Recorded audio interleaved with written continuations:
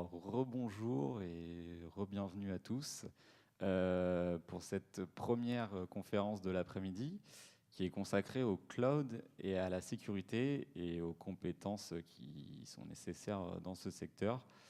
D'abord, quelques petits mots de contexte sur ce marché. C'est un marché mondial en croissance à deux chiffres.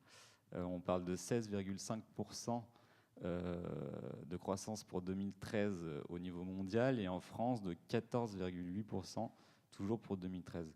C'est donc un secteur qui est assez pertinent en matière d'opportunités d'emploi, mais parfois flou pour le grand public. Donc on va essayer de faire simple aujourd'hui, de parler de recrutement, de qu'est-ce qu'on cherche comme profil. Et pour cela, je suis accompagné de Élie de Travieso. Vous êtes responsable de la filière numérique et cybersécurité à la Confédération générale des petites et moyennes entreprises. Et vous êtes aussi entrepreneur. Vous pouvez nous dire quelques mots sur votre activité d'entrepreneur ? Oui, merci. Depuis 15 ans, donc, je dirige une société qui est la société Fonsec, qui est spécialisée dans la gestion des risques numériques. Et depuis un an, j'ai développé une deuxième société, qui est la société Bug Bounty Zone, qui est une solution pour auditer les systèmes d'information. Merci. Stéphane Pelletier, bonjour. Bonjour. Vous êtes gérant et directeur technologie de Matrix Appliance. Donc c'est une société spécialisée dans la sauvegarde, l'archivage et la restauration des données. Est-ce que vous pouvez nous expliquer un petit peu en quoi ça consiste ? Oui, donc effectivement, nous fabriquons et éditons une solution de sauvegarde, donc une appliance de sauvegarde qui fait donc de la sauvegarde et de l'archivage enfin, c'est une de ses spécificités.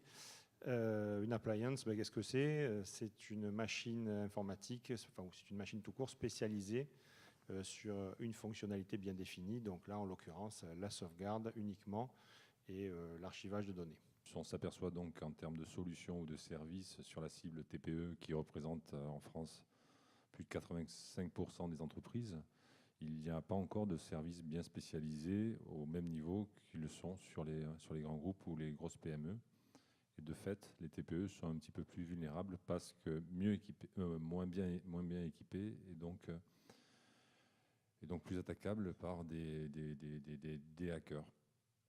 D'accord. Donc il y a un marché. Il y a un marché. Est-ce que les TPE sont sensibilisés à ça ? Est-ce qu'il y a un mouvement vers plus de sécurisation ? Est-ce que du coup elles vont recruter incessamment sous peu ? Alors depuis 2 ans, il existe en France un organisme qui existe depuis bien plus longtemps qui s'appelle l'Agence nationale sur la sécurité des systèmes d'information, l'ANSSI, qui dans un premier temps s'est spécialisé sur la sécurité des administrations et des grands groupes et qui maintenant s'intéresse bien évidemment à l'enjeu sur la sécurité des TPE, des PME, pour 2 raisons. C'est parce que si on veut assurer une sécurité globale, on ne doit pas oublier un pan de l'économie. La première raison. La deuxième raison, c'est que bien souvent, ces mêmes TPE sont les fournisseurs des grands comptes. Et on s'aperçoit qu'en termes d'insécurité, certaines attaques sont liées à l'insécurité de fournisseurs qui se servent de leurs fournisseurs pour faire des attaques en rebond sur des grands groupes qui sont bien mieux sécurisés en frontal. En termes d'emploi, oui, il va y avoir des débouchés parce qu'il y a des nouvelles obligations qui arrivent, qui obligent les chefs d'entreprise à mieux adresser les problématiques de sécurité pour assurer une meilleure continuité de l'activité.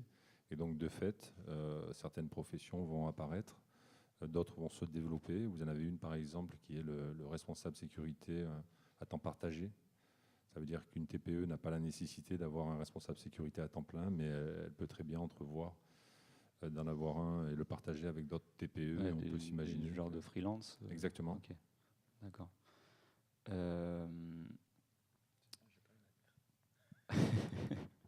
Je vais quand même vous poser quelques questions. Est-ce qu'on a des difficultés quand on est directeur à la direction d'une entreprise pour recruter ce type de profil, et quels sont les types de profils qu'il faut recruter ? Bon, des difficultés, il y en a toujours de toute façon, mais disons que c'est en termes de techniciens, c'est beaucoup plus facile. Ce sont des personnes beaucoup plus faciles à recruter, tout simplement, par exemple, que des commerciaux ou autres. tout simplement parce qu'on se rend très vite compte de la valeur d'un technicien, puisque il va être tout de suite... Oui, il y a un savoir-faire derrière. Voilà, il va être tout de suite dans le bain. C'est-à-dire que nous, par exemple, comme on fait effectivement que de la sécurité, que de la sauvegarde, etc., on va recruter donc vraiment quelqu'un qui est, j'en parlerai un peu après, mais qui est vraiment spécialisé ou qui a des compétences particulières.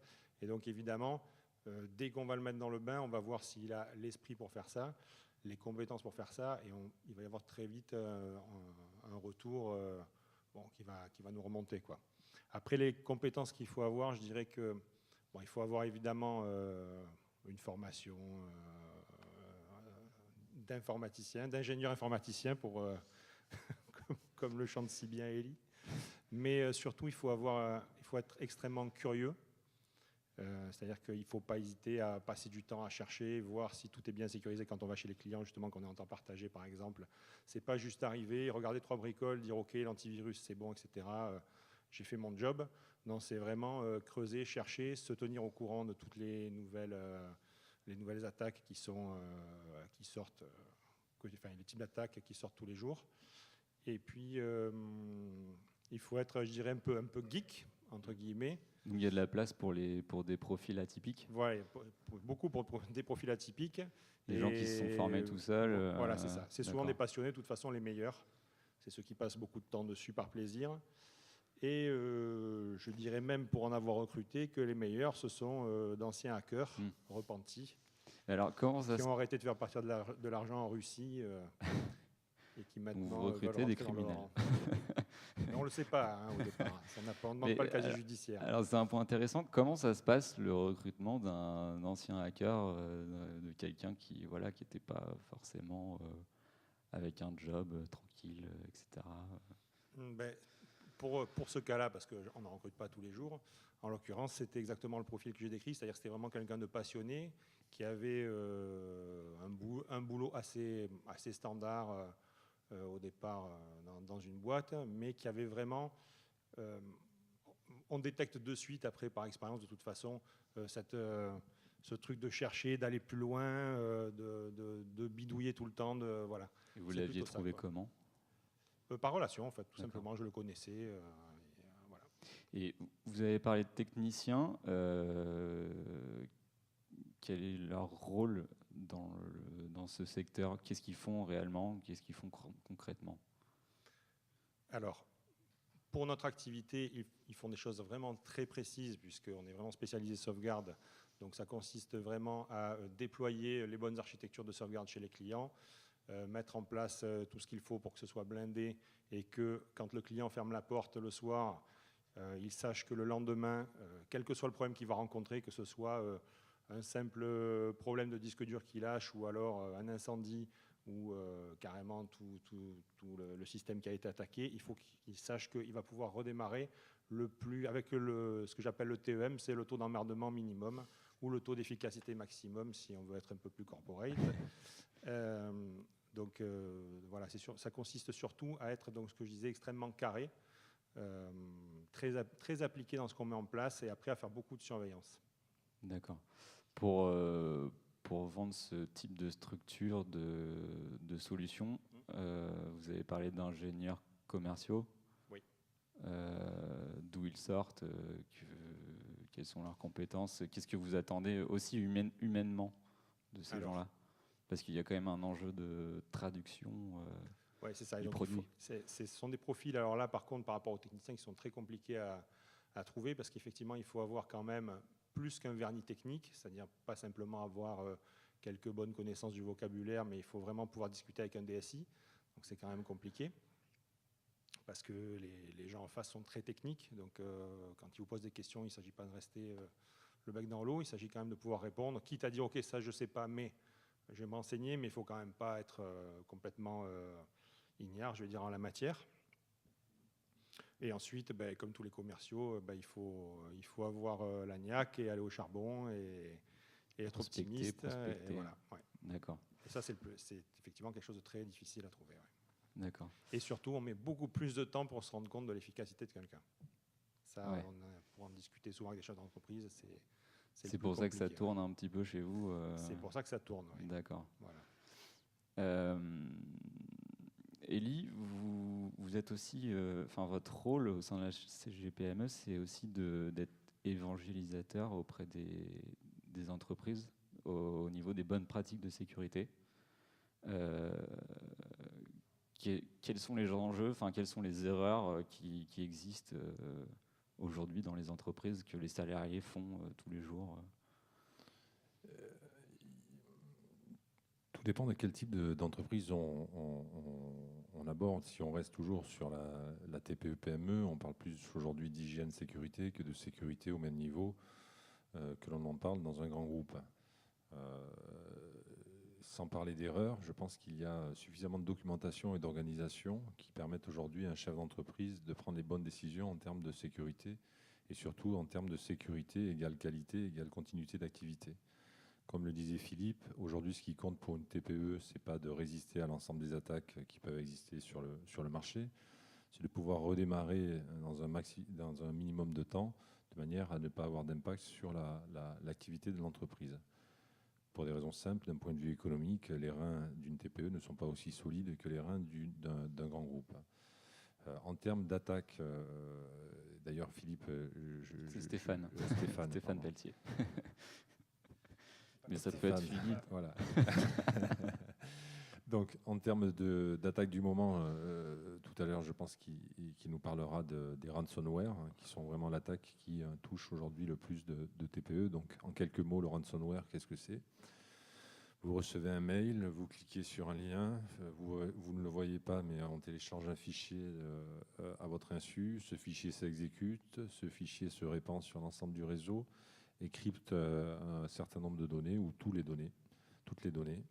Et après, laisse apparaître sur l'écran un message assez clair. Si vous voulez décrypter vos fichiers, il faut payer. Et donc, on vous propose de payer par une monnaie virtuelle qui s'appelle le Bitcoin, avant de recevoir un code ou pas, qui déverrouillera et qui décodera qui vous rendra l'accès à ces informations. Vous avez beaucoup d'attaques qui sont dues à des négligences ou à un manque de sensibilisation des collaborateurs. Là, pareil, où dans les grands groupes, on explique aux collaborateurs quelles sont les bonnes pratiques. Alors justement, qu'est-ce que vous expliquez, qu'est-ce que vous racontez à ces gens ? Il y a tellement d'angles d'attaque. Alors c'est très simple. La première chose que l'on propose, par exemple, par rapport vous avez une fraude qui est très pratiquée aussi, encore un peu moins que les ransomware, parce que les ransomware sont d'une inefficacité redoutable. C'est les attaques par faux vie, la fraude au faux virement du président. Où là, c'est pareil, vous avez le service comptable qui reçoit un mail du patron qui lui dit « Vous allez être appelé par un avocat ». Dans la minute qui suit, il y a un avocat qui téléphone, qui dit « Vous avez dû recevoir un mail de votre patron.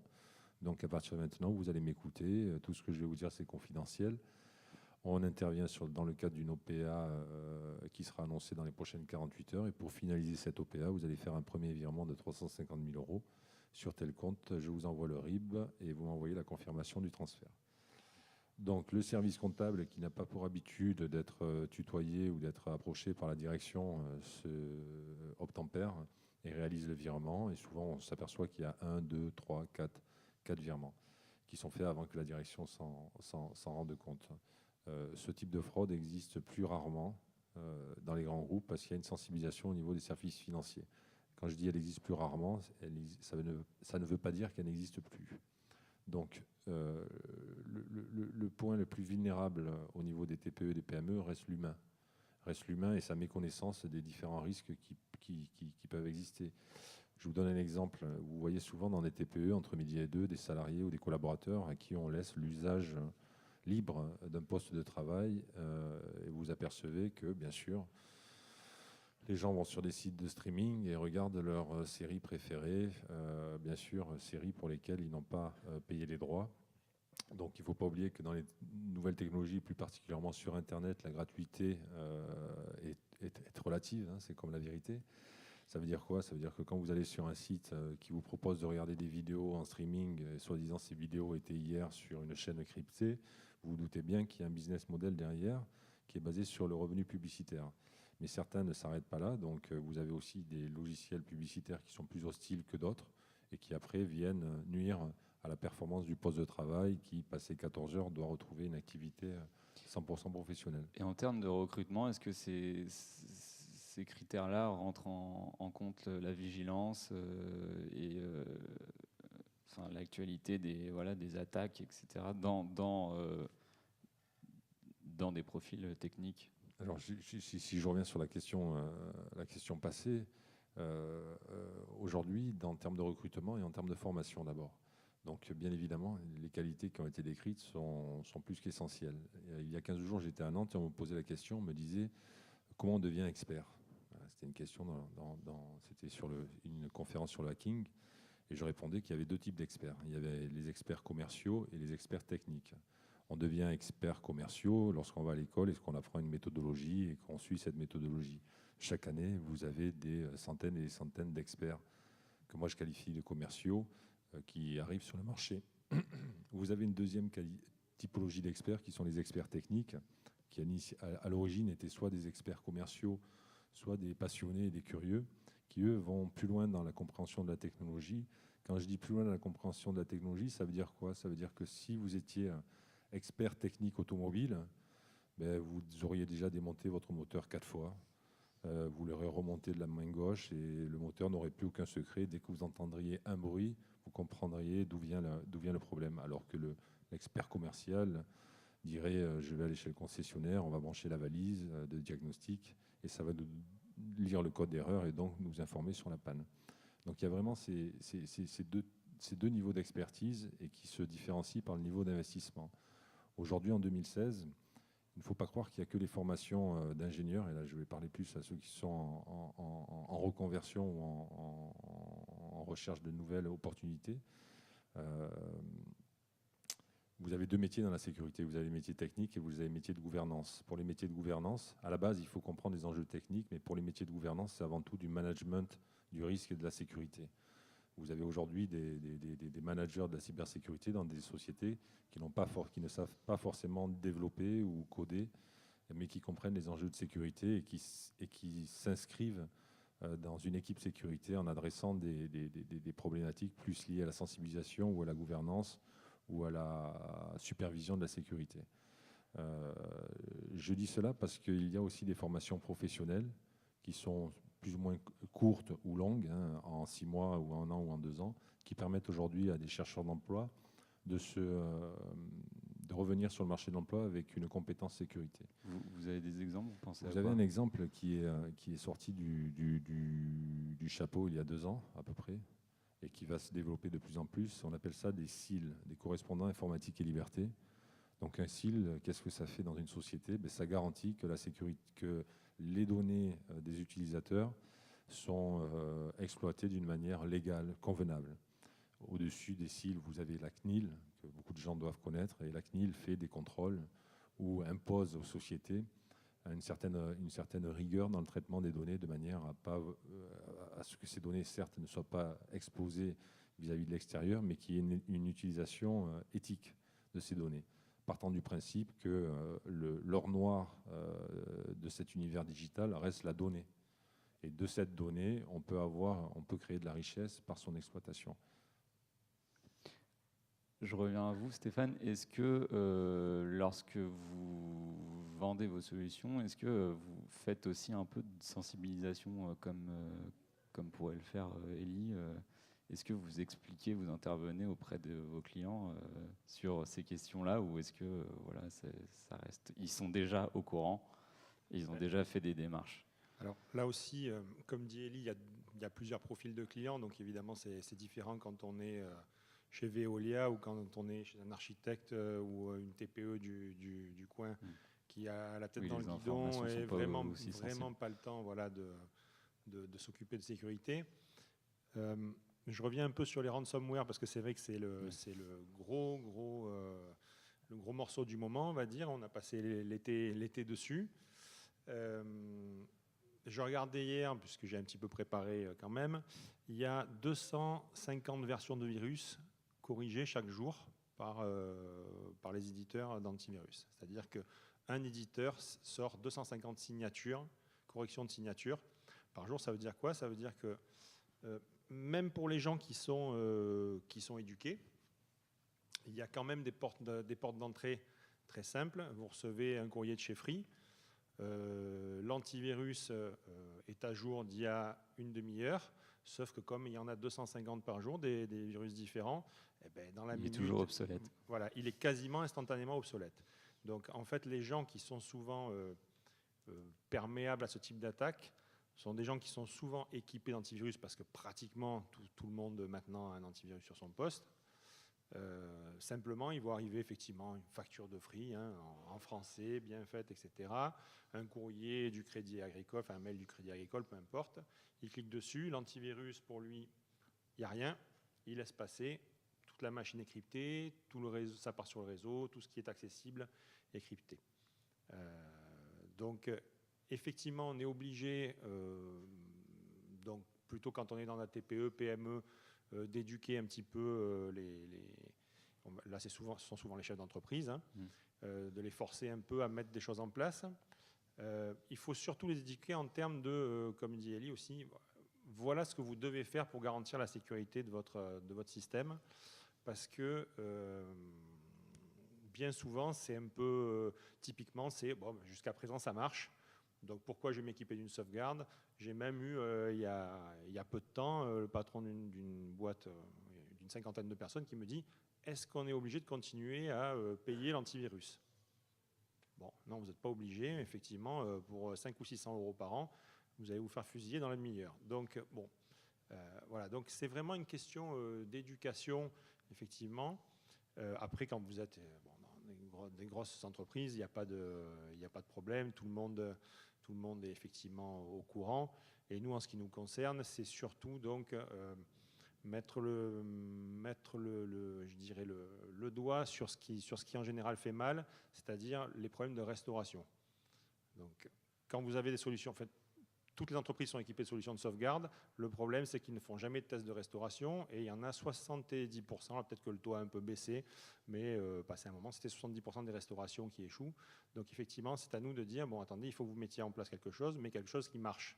Et entre autres, il faut aussi le tester. Donc c'est plutôt dans les grandes entreprises, c'est plutôt ce genre de choses qu'on essaye de mettre en place. Et vous parliez, on vous demandait comment on devient expert, Elie. Enfin, l'expertise, elle vient. Est-ce que il me semble que l'expertise là-dessus sur des choses, voilà, 250 virus par jour nouveaux, cibler le risque, ça peut venir que de l'expérience et pas de la compétence. Comment on fait? Est-ce qu'il y a des gens qui arrivent sur le marché de l'emploi qui sont vraiment préparés à ça et qui savent tout de suite repérer un risque? Je pense pas. Je pense pas. Je pense que ça, c'est une expérience qui se développe sur le tas, par la diversité des missions, par la diversité des problématiques que l'on rencontre. Et c'est sûr que lorsqu'on travaille dans une société d'antivirus et que tous les jours on analyse donc des virus différents, il est certain qu'on développe une compétence très rapidement. Après, en termes de particularité par rapport à ces métiers-là, non, je ne pense pas non plus. Je pense qu'il y en a qui le font par passion et il y en a qui le font par intérêt. C'est-à-dire que l'informatique les intéresse et comprendre que, si vous voulez, le métier de la sécurité, moi, dans l'échelle des métiers de l'informatique, je considère dans les couches basses. Parce que si vous voulez être bon en sécurité, il faut comprendre, il faut être bon dans les autres technologies que vous utilisez, ou que vous paramétrez ou que vous configurez. Ce que je regrette aujourd'hui, ce qui est clair par contre, le gros point noir de la cybersécurité, et là je m'adresse à messieurs, mais aussi à mesdames, c'est qu'il y a très peu de femmes. Je faisais une intervention avant cet été où on avait une communauté de femmes qui nous reprochaient justement le fait qu'on ne faisait jamais intervenir de femmes. Donc ce n'est pas une volonté particulière, c'est juste qu'aujourd'hui il y a trop peu de femmes. Donc on voit qu'il y a des femmes qui arrivent à rentrer sur des fonctions sécurité de type celle que j'évoquais tout à l'heure, c'est-à-dire le CIL, le correspondant informatique et liberté. Après on voit quand même que la gente féminine est encore réticente à certains métiers de l'informatique. Propres au développement, on les retrouve plus dans la communication. Et alors que les femmes que l'on voit aujourd'hui dans la sécurité sont, dans certains cas, plus compétentes que les hommes. Je ne vais pas faire la promotion des femmes par rapport aux hommes, mais c'est très intéressant dans des équipes, chez des grands comptes, de croiser au sein d'un service sécurité justement cette complémentarité. Parce qu'en termes d'analyse, en termes de réactivité, en termes de réflexion, vous arrivez à avoir une équipe qui est complémentaire et qui est donc plus performante. Comment des structures comme les vôtres fonctionnent au niveau du recrutement? Où est-ce que vous cherchez? Comment ça se passe? Combien de personnes les candidats rencontrent? Voilà. Mais, alors, pour ma part, c'est assez variable, mais j'ai tendance à passer par des cabinets de recrutement assez spécialisés. Pourquoi? Parce que ça permet effectivement de faire un premier tri. Parce que quand on passe une annonce, on a quand même souvent pas mal de choses qui arrivent, pas mal de demandes, enfin d'offres plutôt, et il y a vraiment de tout. Et ça, c'est problématique parce que bon, il y a entre guillemets un tri à faire parce que nous, on est chef d'entreprise, on n'est pas. Moi, je suis très mauvais en recrutement, donc c'est vite réglé. Enfin, ça dépend, mais en tout cas sur certains secteurs. Et on ne peut pas toujours déceler vraiment et faire les enquêtes nécessaires quand on reçoit un CV. La personne peut avoir un super look, paraître vraiment très bien, et puis dès qu'on gratte un peu, on se heurte à des choses qui n'avaient pas été dites ou tout simplement qui sont complètement. Qu'est-ce qui vous rebute? Il n'y a rien de particulier qui me rebute, c'est surtout qu'il y a des gens qui travestissent complètement leur expérience ou leurs compétences. Ça, c'est très, très embêtant parce que à l'heure actuelle, quand vous embauchez quelqu'un, c'est complexe à faire et c'est complexe à défaire. Et donc, il faut pas se mentir, quoi. C'est-à-dire que nous, actuellement, on est à la recherche de commerciaux. Beaucoup arrivent avec des demandes qui peuvent paraître excessives. Après, est-ce qu'ils ont réellement les compétences et pour demander des salaires très élevés? Peut-être que oui, peut-être que non. Donc à chaque fois, c'est un pari. Mais ce qui est sûr, c'est que pour ceux qui mentent, ça se voit quand même vite. Et ça devient après vite un verrou ou en tout cas un frein à toute la marge de l'entreprise. Quand vous avez un élément qui ne convient pas, c'est compliqué. Donc c'est pour ça que commercialement, c'est plus compliqué que techniquement. Et c'est pour ça qu'on passe aussi donc, par des cabinets de recrutement qui vont faire donc, ce job à notre place, enquêter, voir si effectivement les références sont bonnes, si la personne avait fait tel et tel job, et puis creuser un peu sur certaines compétences.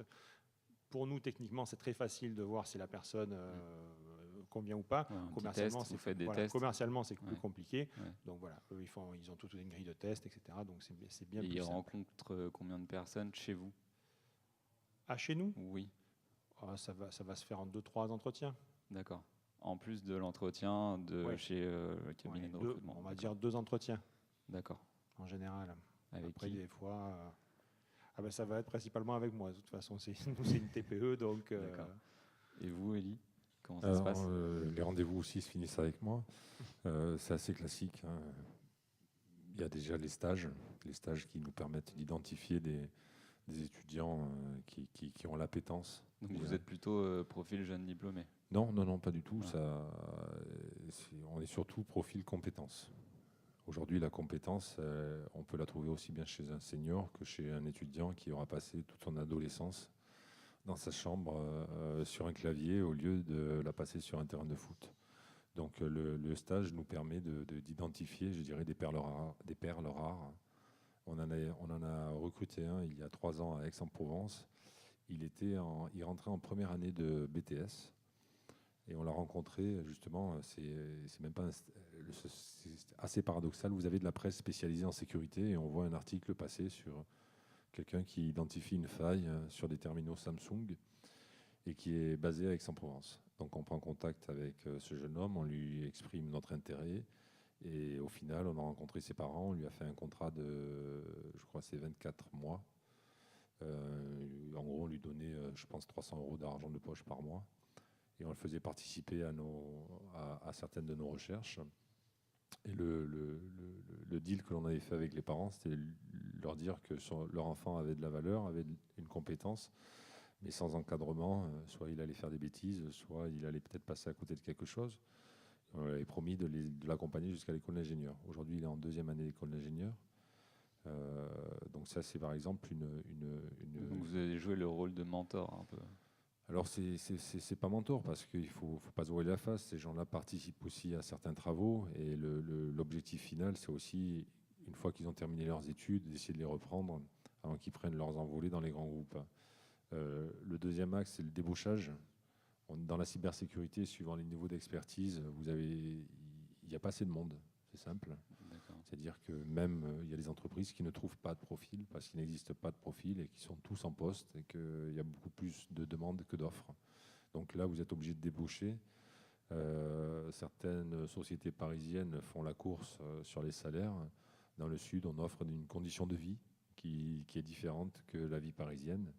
Donc on arrive à avoir des profils de 30-35 ans qui, plus pour des raisons personnelles que professionnels, sont intéressés par venir vivre dans le Sud. Et en dernier lieu, bien sûr, il y a les annonces assez classiques qui permettent de donner une visibilité et d'avoir une visibilité aussi sur le marché via les réseaux sociaux et auxquels les candidats répondent.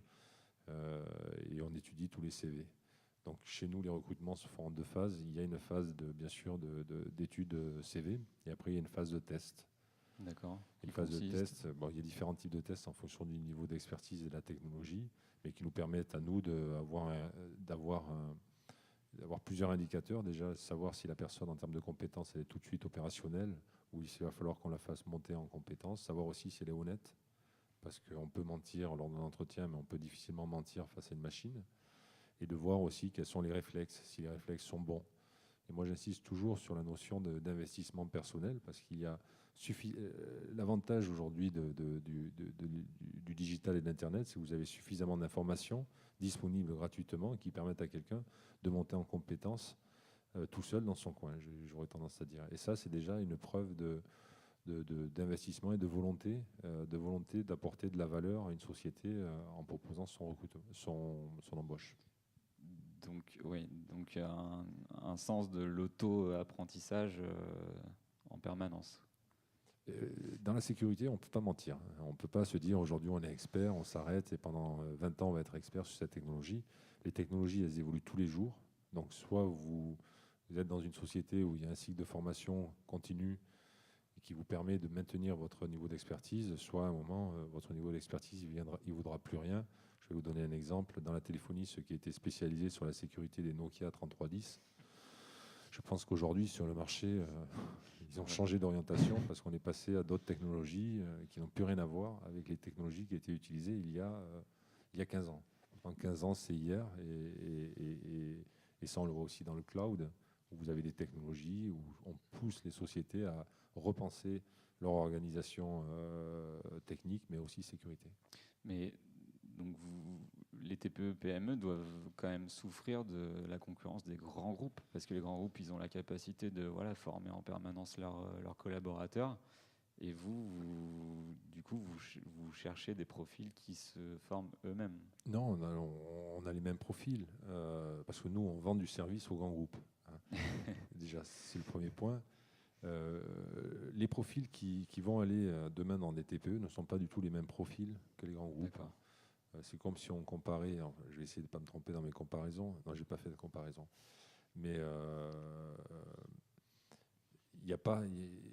la différence entre le grand groupe et la TPE, c'est l'exposition au risque et les conséquences associées à ce risque. Une TPE qui reçoit un ransomware qui crypte toutes ses données, qui ne paye pas la rançon parce qu'elle travaille avec la bonne société et elle peut mettre son backup en 1 heure et ça repart, l'impact il est mineur. Un arrêt d'activité pour un grand groupe ou un e-commerçant d'1 heure, l'impact il est majeur. Donc on comprend là pourquoi les efforts sont beaucoup plus importants chez un grand groupe que dans une TPE, mais aussi bien les efforts d'investissement humain que technique et enfin global. Voilà. Qu'est-ce que vous en pensez, Stéphane? Vous êtes d'accord? Oui, je suis complètement d'accord avec ça, effectivement. Après, on arrive des fois sur des... Bon, nous, on a quelques milliers de clients en France, donc on a de tout. Ça dépend aussi beaucoup de qui est à la tête du service informatique. Parce que des fois, on arrive dans des... Alors, par exemple, une clinique à Marseille dont je tairai le nom afin que les gens continuent à aller s'y faire soigner s'ils y vont. dont le mot de passe administrateur était entrée, c'est-à-dire pas de mot de passe administrateur. Donc quand vous arrivez là, vous dites c'est une blague ? Non, c'est pas une blague, c'est plus simple. Ok. Voilà. Donc c'est bien, on parlait de e-santé tout à l'heure, voilà, un peu de sécurité. On n'est pas dans un grand groupe à proprement parler, donc ça évidemment ça ne va pas exister chez Saint-Gobain ou des choses comme ça, mais quand même dans des structures qui ne sont pas toutes petites, il peut y avoir des failles énormes. Voilà, c'est ça, c'est ce nous on constate sur le terrain en termes de backup. C'est la même chose, par exemple, puisque nous c'est ce qu'on voit tous les jours, hein, de toute façon, comme je le disais. Donc voilà, c'est surtout qui dirige le service informatique, en fait. Voilà, ça pour moi c'est très très important, parce qu'effectivement, des fois vous avez aussi, ou alors encore au-dessus, quels sont les moyens qui sont mis à la disposition du service informatique, parce que vous avez aussi des boîtes où les gens sont super compétents. Là aussi, j'en ai une en tête. Les gens se défoncent au boulot, mais ils n'ont pas de budget, ils n'ont pas de moyens, ils sont très peu nombreux, ils courent partout. Le plus important, c'est toujours le matin quand le directeur arrive et il dit « Bon, je viens d'acheter le nouvel iPhone 7, il faut me configurer tout ça. » Et pendant ce temps, il se passe des choses sur les serveurs, mais ce n'est pas grave, il faut faire plaisir au boss. Donc on y va et puis on ne fait pas ce qu'il faudrait faire. Et ça, c'est aussi quelque chose parce que j'ai aussi une autre entité où on fait de la sécurité informatique aussi, mais plus vaste, on va dire. Et c'est aussi quelque chose qu'on voit dans le temps partagé, c'est-à-dire que on met des gens en délégation dans des entreprises, et puis rapidement, alors qu'ils sont là pour faire attention à tout ce qui est sécurité, voir si les serveurs fonctionnent bien, si les antivirus sont à jour, s'il n'y a pas de faille, etc., si tout va bien, s'il n'y a pas s'il n'y a rien qui cloche, très vite, les demandes utilisateurs prennent le pas sur ce qui est majeur, c'est-à-dire que le système soit sécurisé. Parce que très vite, oui, mon poste ne fonctionne plus, il faut intervenir tout de suite, j'ai un client qui attend dans le hall, etc. etc. Donc c'est aussi une question de moyens, de ce que veut faire le chef d'entreprise, y compris dans des grands groupes. De moyens et de sensibilisation de moyens accordés aux services informatiques. D'accord. Voilà. Je crois qu'il nous reste que quelques minutes. Je vais me tourner vers le public. Il y avait des experts ou des gens dans le secteur. Est-ce que vous avez des questions à poser à Élie ou Stéphane en matière de recrutement, d'opportunités d'emploi? Vous recrutez en ce moment même. Combien de personnes? Un commercial ici et un sur Paris, mais d'accord. Et vous, là on est loin. Pour faire monter quelqu'un du Sud sur Paris, ça sera dur. Un pentester, un auditeur informatique. D'accord. Des questions? Non, public toujours timide. Très bien, je pense qu'on peut en rester là. Merci beaucoup, messieurs. Merci. Et puis, on va passer à la conférence suivante.